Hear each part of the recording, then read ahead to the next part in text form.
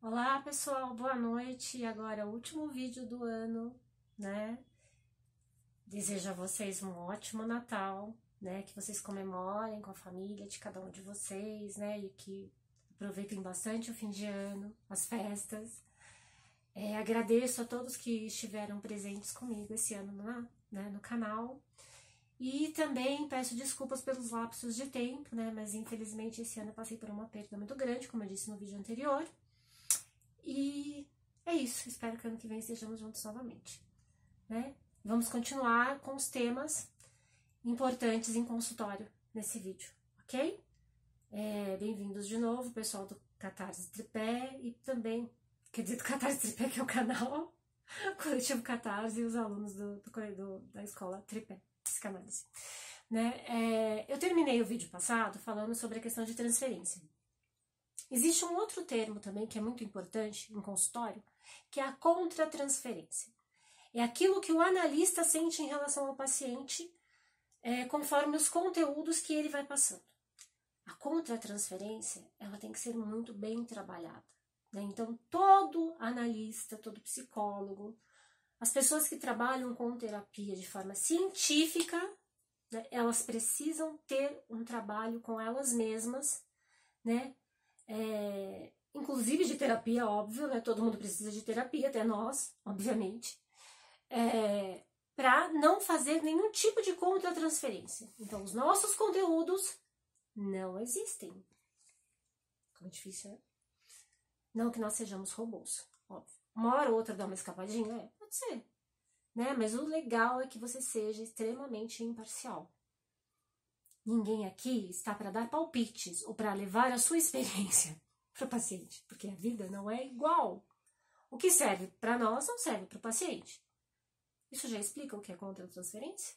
Quando você tenta dar conselhos, quando você entra com a sua vida, nós não estudamos tanto tempo para sermos meros conselheiros. Para isso existem os amigos, não é verdade?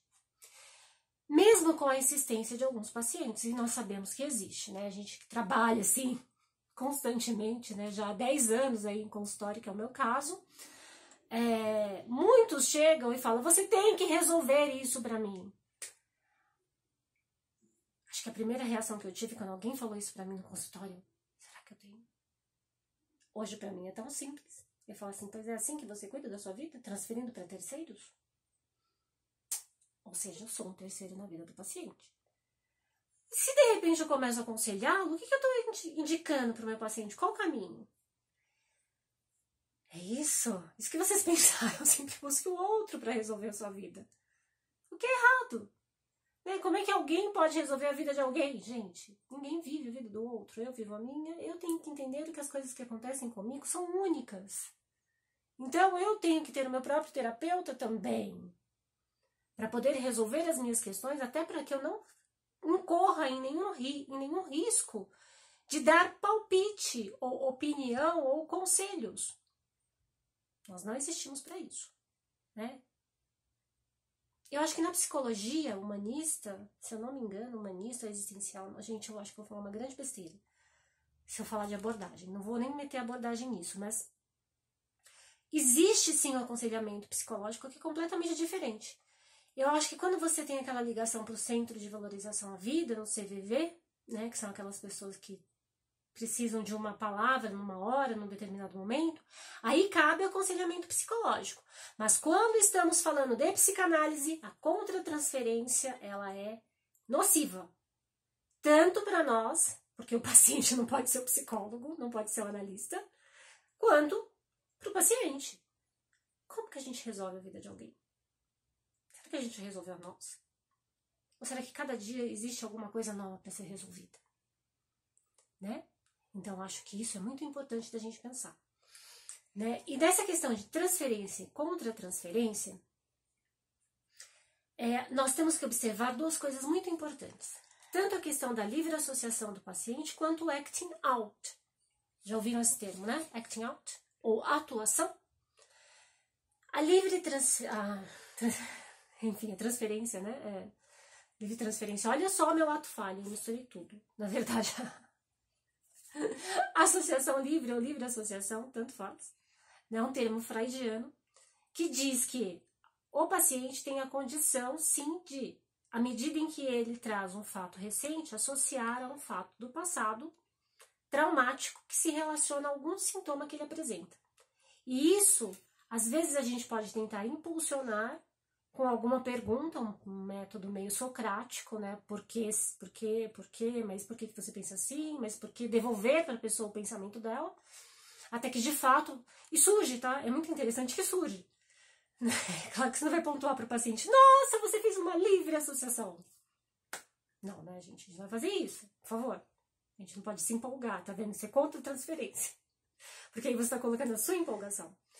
E também a ideia de que nós também não temos desejo em relação ao paciente, né? Ali nós estamos apenas com o intuito de usar uma técnica chamada psicanálise, né?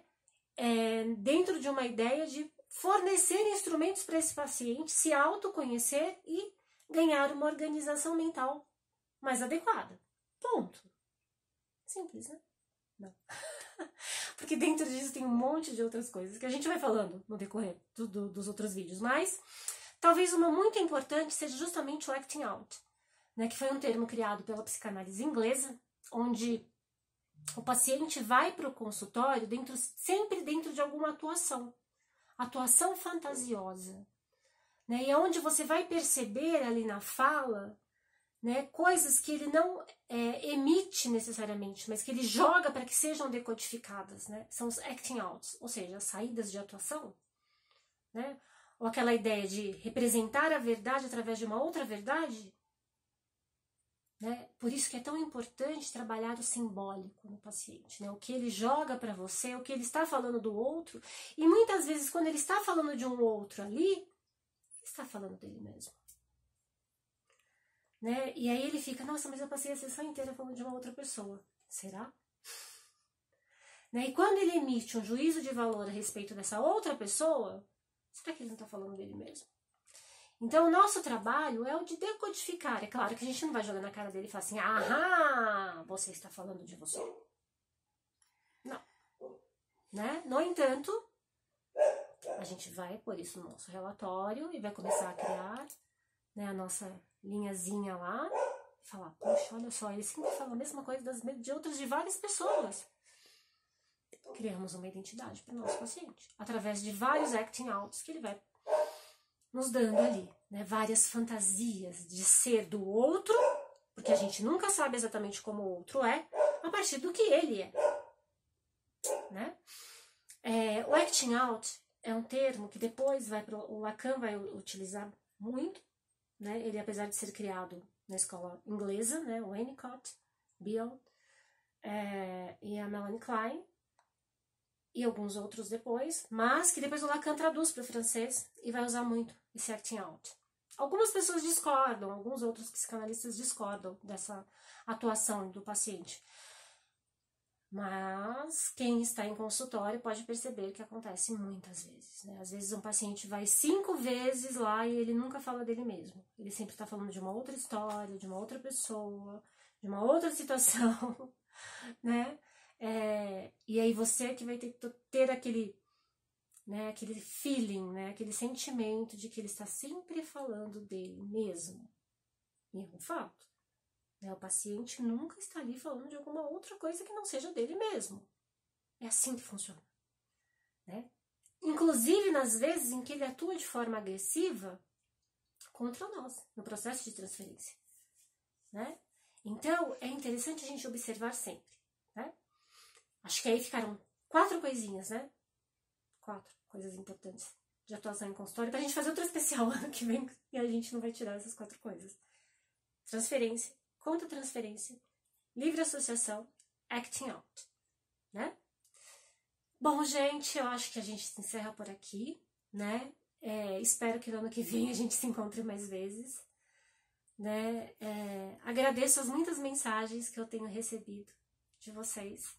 Fico muito feliz e, de fato, eu venho mais uma vez me desculpar, né, por todo esse tempo, mas acreditem, o Freud estava certo. O luto, ele tem várias formas de se manifestar, né? E quando a gente pensa que talvez ele esteja amenizando ele se fortalece. Então, o luto, ele ganha uma imensa trama dentro de nós e nós não temos nenhum controle sobre essa dor, né? E ele nos joga na cama, ele nos estapeia, né? Ele nos deixa esvaziados, né?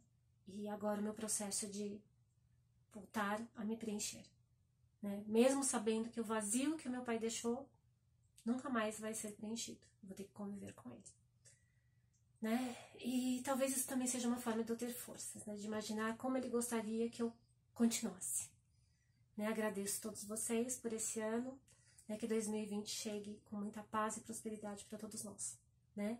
E com mais benevolência, aceitação do outro, principalmente no nosso país, né?